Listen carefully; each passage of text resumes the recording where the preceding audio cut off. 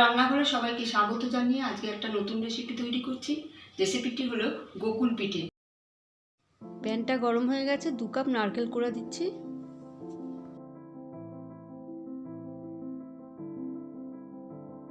এখানে দিচ্ছি খেজুরের গুড়, আপনারা চিনি দিলে দিতে পারেন, কিন্তু খেজুরের গুড়ের স্বাদই আলাদা,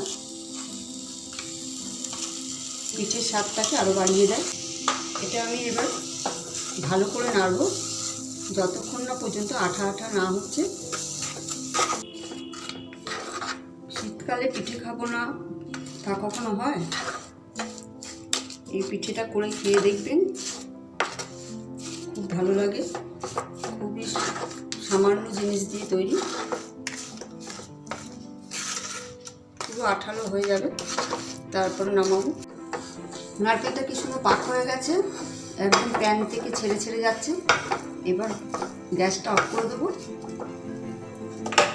একটু ঠান্ডা হবে। নারকেলটা ঠান্ডা হোক, ততক্ষণ আমি চিনি শিরা বানিয়ে ফেলছি। চিনি শিরা বানাতে 2 কাপ চিনি এবং 2 কাপ জল লাগছে। মিডিয়াম ফ্লেমে এটাকে জাল দিতে হবে, আর এটা একটু ঘন হবে। চিনি শিরাটা তৈরি হয়ে গেছে। ফ্লেভারের জন্য একটু এলাচ গুঁড়ো দিয়ে দিচ্ছি। নারকেলের মিশ্রণটা ঠান্ডা হয়ে গেছে। এরপর হাতে তেল বা ঘি মেখে মিশ্রণটি থেকে অল্প অল্প করে নিয়ে চপের মতো আকারে বানাতে হবে। আপনি চাইলে যে কোনো আকারে বানাতে পারেন। চপের আকারে সবগুলো বানানো হয়ে গেছে, আপনারাও এইভাবে বানিয়ে ফেলবেন। গোকুল পিঠে বানানোর জন্য একটা ব্যাটার বানিয়ে নিতে হবে। ব্যাটার বানাতে 1 কাপ ময়দা, খাবার সোডা 1 চামচ, নুন আন্দাজ মতো, 1 কাপ জল দিয়ে ব্যাটারটা তৈরি করে নিতে হবে।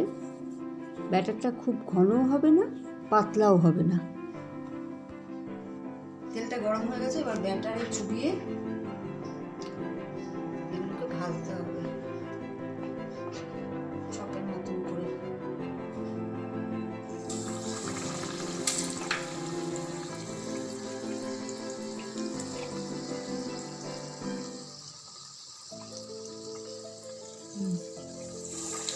মিডিয়াম আছে পিঠেগুলো ভেজে নিতে হবে। যখন সোনালি কালার হবে পিঠেগুলো তুলে নেব। পিঠেগুলো সোনালি কালারের হয়ে গেছে, এবার আমি তুলে ফেলছি। পিঠেগুলো ভাজা হয়ে গেছে, এবার আমি একটা একটা করে চিনি শিরায় ফেলবো।